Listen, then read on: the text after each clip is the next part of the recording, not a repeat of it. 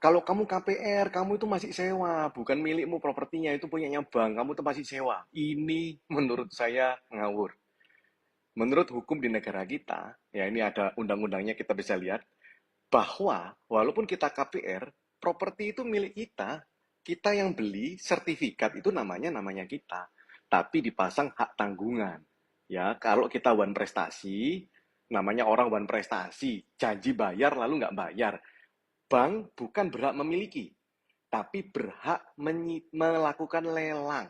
Tentu dengan peringatan-peringatan, ya. Tapi properti itu milikmu, di sertifikat itu namamu.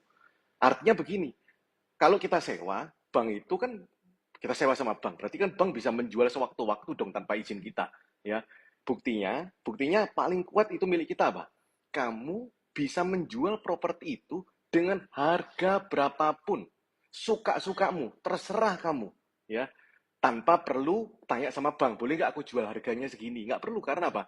Itu milikmu sepenuhnya.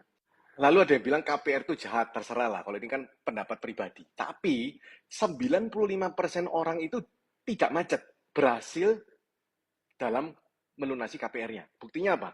Di Indonesia itu ada aturan. Kalau bank NPL, non-performance loans-nya, itu di atas 5%, bank itu nggak boleh ngasih kredit.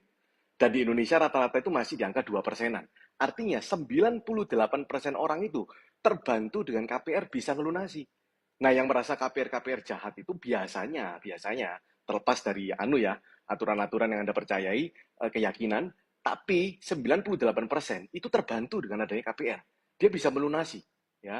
Ya, 2% itu yang mungkin dia nggak bisa ngatur keuangan dengan baik, macet, dan lain-lain, sehingga KPR itu jadi jahat. Dan biasanya nggak bisa ngatur keuangan dengan baik.